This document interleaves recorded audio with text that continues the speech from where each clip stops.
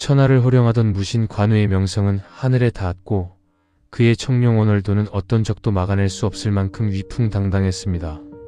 형주를 철통같이 지키며 승승장구하던 그는 세상의 어떤 영웅도 자신보다 아래라 여기는 깊은 오만함에 빠지고 맙니다. 안타깝게도 이 걷잡을 수 없는 자만심이 결국 자신의 목을 조르는 파멸의 불씨가 될 줄은 꿈에도 몰랐죠.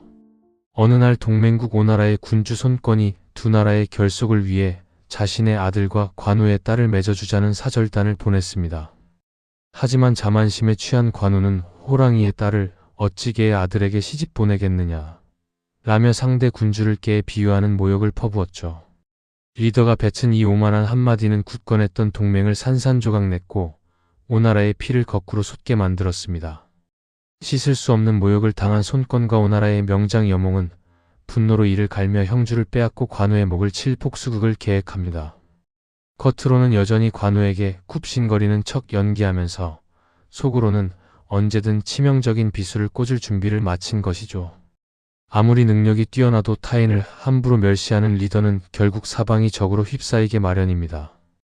오나라의 분노를 까맣게 모른 채 관우는 조조군을 섬멸하기 위해 형주의 주력 군대를 이끌고 대대적인 북벌을 시작했습니다. 포구를 이용해 조조군을 수몰시키는 전무후무한 대승을 거두며 관우의 명성은 마침내 중원 전체를 뒤흔들게 됩니다. 하지만 앞만 보고 달리는 그의 등 뒤에는 수비가 텅 빈 형주가 오나라 앞에 무방비로 노출되어 있었습니다. 자신의 승리에 도취된 관우는 오나라의 여몽을 병든 늙은이라 비웃으며 형주의 수비 병력마저 최전선으로 끌어올리는 치명적 실수를 범합니다. 여몽이 관우를 한껏 지켜세우는 아부편지를 보내자 관우는 그 얄팍한 아첨에 속아 완전히 경계심을 풀고 말았죠. 오만함은 결국 리더의 눈과 귀를 멀게 하여 가장 기본적인 상황 판단조차 흐리게 만듭니다. 관우가 방심한 그 틈을 타 병에 걸린 척 숨어있던 맹장 여몽이 은밀하게 군대를 움직이며 무서운 발톱을 드러냈습니다. 정예 병사들에게 무기를 숨기게 하고 평범한 상인으로 위장시킨 뒤 상선에 태워 형주로 향하는 강물을 조용히 거슬러 올라갔죠. 삼국지 역사상 가장 치명적이고 완벽한 기습 작전인 백의도강이 시작된 순간이었습니다. 상인으로 위장한 오나라의 결사대는 형주 초소의 경비병들을 소리 없이 제압하며 횃불의 봉화가 오르지 못하게 철저히 차단했습니다. 관우가 철통같이 쌓아 올렸던 형주의 방어망은 그의 뼈아픈 자만심 앞에 단 하룻밤 만에 종이장처럼 찢겨나갔습니다. 천하무적의 영웅이 가장 자만하던 순간 그의 본거지는 이미 적의 손에 넘어가고 있었습니다. 게다가 평소 관우의 거만한 태도에 불만을 품고 있던 수비 대장 미방과 푸사이는 싸워보지도 않고 허무하게 성문을 열어 항복해버렸습니다. 아랫사람들을 무시하고 억압했던 관우의 독단적인 리더십이 가장 뼈아픈 내부의 배신으로 되돌아온 것입니다. 결국 피 한 방울 흘리지 않고 삼국지 최고의 요충지 형주는 오나라의 손에 완전히 넘어가고 말았습니다. 전방에서 승전보를 기다리던 관우에게 형주가 오나라의 기습에 함락되었다는 청천벽력 같은 비보가 전해졌습니다. 오만함으로 가득 찼던 얼굴은 단숨에 경악과 절망으로 뒤틀렸고 쥐새끼라 무시했던 자들에게 본진을 빼앗겼다는 사실에 피를 토할 듯 분노했죠. 자신의 교만함이 불러온 돌이킬 수 없는 파국 앞에 무신은 처음으로 뼈저린 후회를 느꼈습니다. 뒤늦게 형주를 되찾기 위해 군대를 돌렸지만 여몽은 형주에 남겨진 관우 병사들의 가족들을 극진히 보살피며 고도의 심리전을 펼쳤습니다.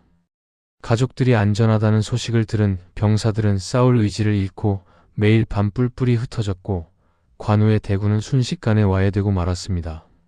민심을 잃고 부하들의 마음마저 잃어버린 장수에게 남은 것은 비참한 몰락뿐이었습니다. 결국 수만 명의 대군은 흩어지고 불과 수백 명의 호위병만 남은 채 관우는 맥성이라는 작고 초라한 성으로 몸을 피해야 했습니다. 성벽 밖에는 오나라의 대군이 포위망을 좁혀오고 있었고 차가운 겨울 눈발만이 늙고 지친 영웅의 어깨 위로 무심하게 내려앉았죠. 한때 천하를 발밑에 두었던 오만한 무신의 너무나도 초라하고 쓸쓸한 말로였습니다. 구원군마저 오지 않는 절망적인 상황 속에서 관우는 부하들과 함께 한밤중 폭설을 뚫고 마지막 탈출을 감행합니다. 평생을 함께해 온 척토마의 숨소리마저 거칠어지는 가운데 그는 서늘한 칼바람을 맞으며 청룡 언월도를 굳게 움켜쥐었습니다.